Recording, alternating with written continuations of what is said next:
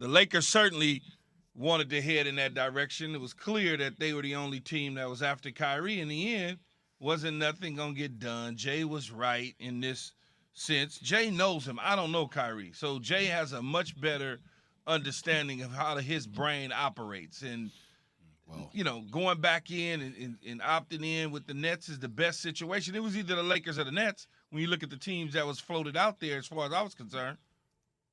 Well, let's go. Let's just go back to Tuesday. Last Tuesday when we started, or you guys on your show, but all of us in this business started to speculate about Kyrie Irving and what was going to happen. And it's always fun to play this game. What can happen? Where could he go? I mean, I'm the idiot yesterday that was trying to convince Pat Costello and Alan Yates, hey, what if you traded Harden for Kyrie? Wouldn't that just melt the whole world down? Tim Bontemps was like almost walked off the set when I brought that one up, but that's the kind of fun we have. And then there's Jay, who just keeps it level-headed. there is zero chance that Kyrie Irving plays for another team next year other than the Brooklyn Nets. Wow. Zero. Like, all this is fabricated. All this is, it's made up. To me, this is negotiation tactics. This is, hey, trying to squeeze and get a little bit more money. All right, so Jay, what led Kyrie to this point? Because there was, at least from all the reporting, the thought of go ahead and find a better deal. Yeah, go ahead. Kyrie Irving had no leverage in the marketplace, guys. So, I mean, you and I talked about this, Alan Hahn. 95% of the teams that he had listed on his list didn't have even cap space for it to even work out.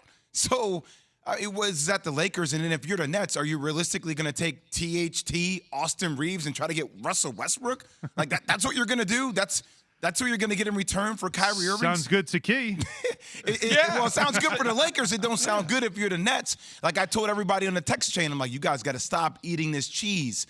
This is social media unveiling the negotiating tactics by Kyrie Irving. Like all this stuff was built up where at the end of the day, he was trying to secure a long-term deal with the Nets. But there's no way in hell this dude was going to leave $30 million on the table by opting out and signing a mid-level exemption for $6.5 million with the Lakers.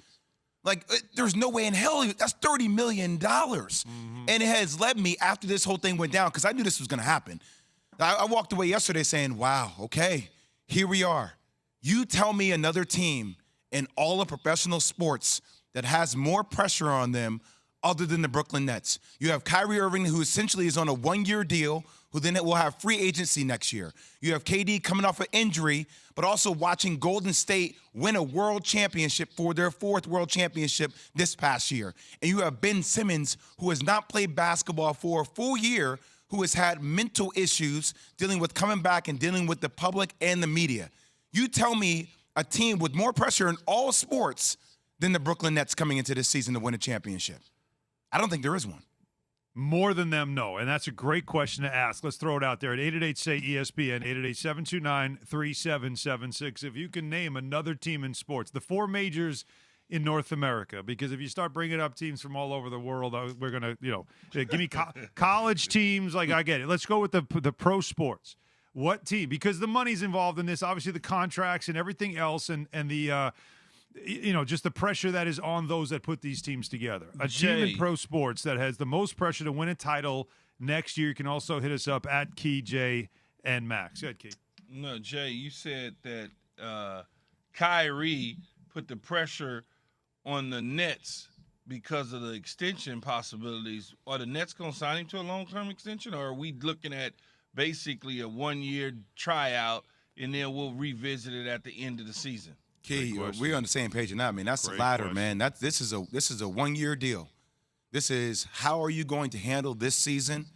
If random stuff comes up, are you going to be available for our team? Our goal is to win a world championship.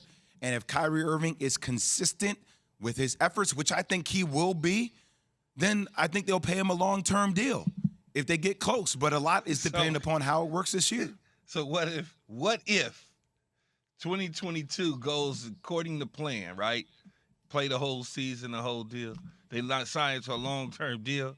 And then 2023, 2024, there's some stuff that comes up in the world as it does every single day. Now what? I mean, yeah, look, he's a hell of a talent. We'd have loved to have him walk on Venice Beach with no shoes on.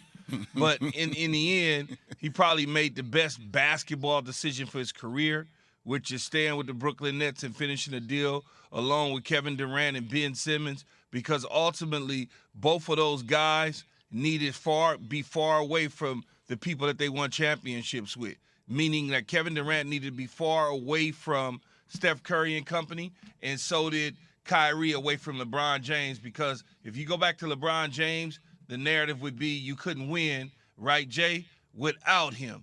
And then if Kevin Durant goes somewhere else to a superstar like a Dame Lillard in Portland or whatever the case may be, you could not win without KD and company. So this is probably the best thing for both of them. How about this, Key and Allen? Normal people keep the world going, but those who dare to be different lead us into tomorrow. That's what Kyrie Irving said to a reporter on his decision to opt in. So here's my thing coming off that, being daring. So help me understand what he means. I can't translate that, Key. I don't speak that Kyrie Irving language all the time. But if he had left Kevin Durant, as much as people say, well, LeBron James would have given him the best chance to win the world championship, can you imagine what the image of Kyrie Irving would have been after coming from Cleveland, then going to Boston, how that panned out in Boston, then going with his brother, a guy that they have been linked. Like Kevin Durant did not say anything out of pocket about Kyrie Irving this whole season, was loyal as hell to Kyrie Irving. If he had left and didn't try to come through for KD in the end, that would have been the biggest story of the entire offseason, y'all. Thanks for watching ESPN on YouTube. For live streaming sports and premium content, subscribe to ESPN Plus right now.